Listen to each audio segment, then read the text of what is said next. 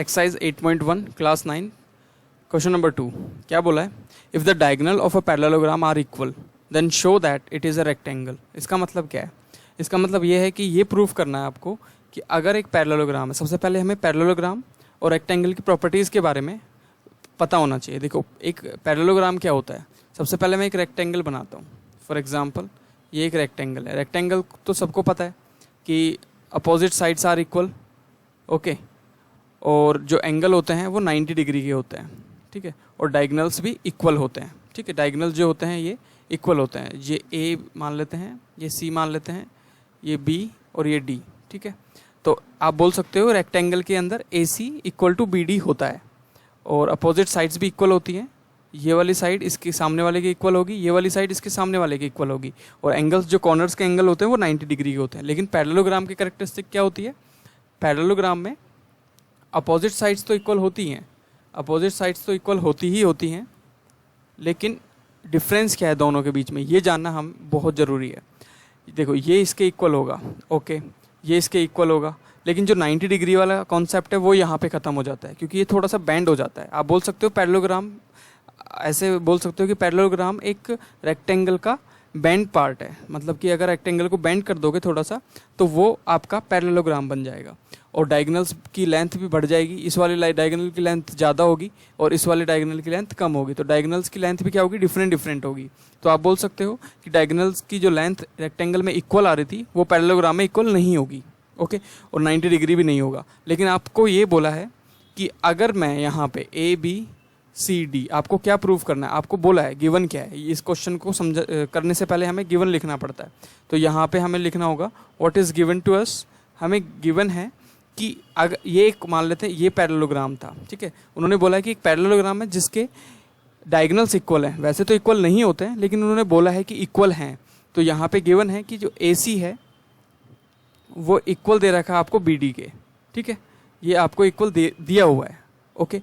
क्या प्रूफ करना है इस वाले पैरेललोग्राम को? अगर इस वाले पैरेललोग्राम के मैं डायगोनल्स को सिर्फ इक्वल कर दूं, यानी कि ए सी इक्वल टू बी डी लिख दूं, तो आपको 2 प्रूफ में लिखते हैं यहाँ पे।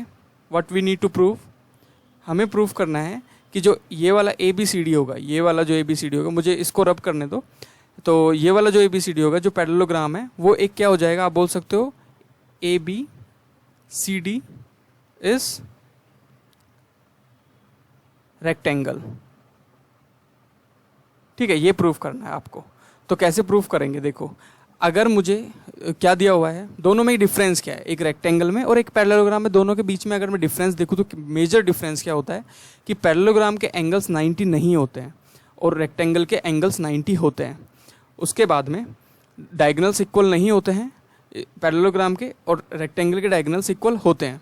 तो यहाँ पे आपको दिया हुआ है कि डायगोनल्स तो इक्वल हैं, तो बचा क्या? 90 डिग्री। अगर मैं ये जो एंगल है इसको 90 प्रूफ कर दूँ, ए बी सी डी को अगर 90 प्रूफ कर देता हूँ तो मेरा आंसर आ जाएगा।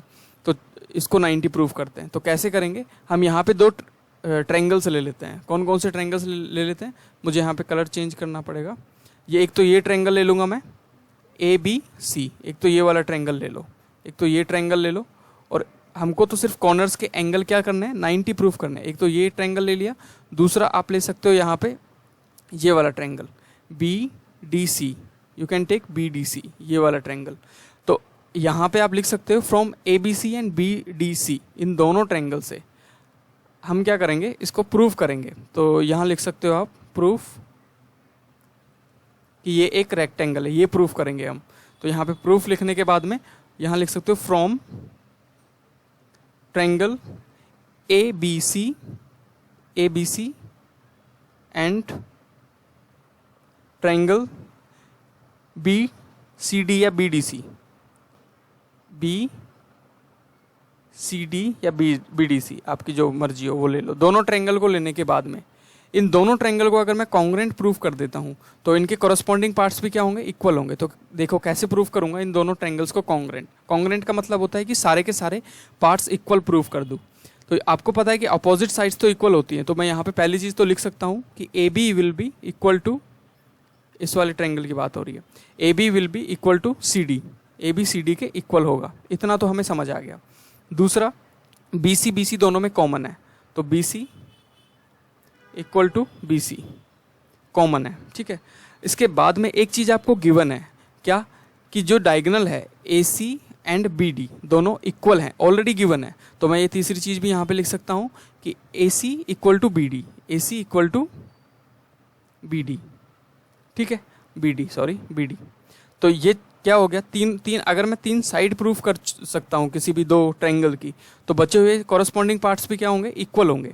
तो मैं बोल सकता हूँ कि यहाँ पे ये जो ट्रायंगल होगा और ये जो ट्रायंगल होगा, ये दोनों ट्रायंगल कॉन्ग्रेंट हो गए।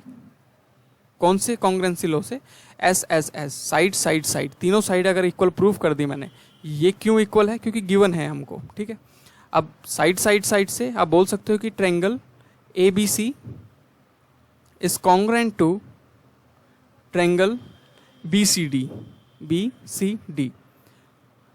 SS और S, ठीक है। SSS से हमें इसको कॉन्ग्रेंट प्रूफ कर चुके हैं। अगर ये कॉन्ग्रेंट हैं तो इसके कॉरस्पॉन्डिंग एंगल्स भी क्या होंगे, इक्वल, मतलब कि हर एंगल इक्वल होगा। कौन कौन सा एंगल इक्वल होगा, ये एंगल जो है वो इस एंगल के इक्वल होगा, कॉरस्पॉन्डिंग यही तो होता है। और यहाँ पे जो कंप्लीट ये वाला जो एंगल होगा वो इस कंप्लीट एंगल के इक्वल होगा। तो हमें एंगल B और C हम इक्वल बोल सकते हैं, because by CPCT corresponding parts are equal of congruent triangles. By CPCT का मतलब ये होता है। तो यहाँ पे एंगल B इक्वल होगा एंगल C के। अगर एंगल B और C दोनों इक्वल हैं तो angle B is equal to angle C। You can write here angle B is equal to angle C, आप ऐसे लिख सकते हो, बाय CPCT, ठीक है। Corresponding parts are equal of congruent triangle, ठीक है। कॉन्ग्रेंट का मतलब बिल्कुल सेम, एग्जैक्टली सेम, ठीक है। तो एंगल B और C दोनों इक्वल है। अब आपको एक इंटरेस्टिंग चीज़ बताता हूँ, अगर एंगल B और C इक्वल हैं तो आपको पता है कि यहाँ पे जो दोनों लाइन होंगी, कौन सी, AD और BC, ये दोनों क्या है, पैरेलल लाइंस है, और इनको कट करने वाली लाइन है ये। अब आपको पता है कि दो पैरेलल लाइंस को जब कोई भी एक लाइन कट करती है उसको ट्रांसवर्स लाइन बोलते हैं। तो ट्रांसवर्स लाइन के इन साइड वाले एंगल्स का सम कितना होता है, दोनों एंगल का सम होता है 180 हमेशा।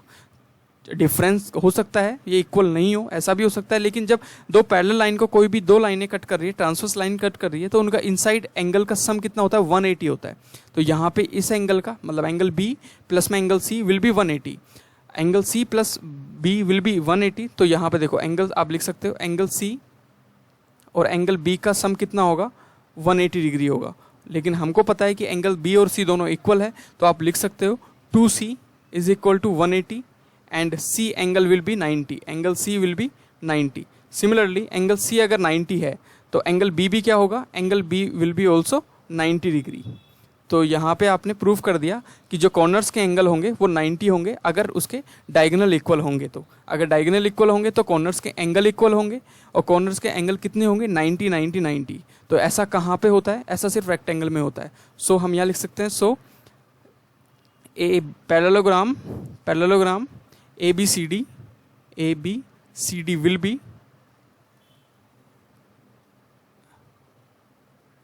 rectangle if AC equal to BD, ठीक है। तो ये हमने प्रूफ कर दिया, हैंस प्रूफ, ठीक है। This is the second question.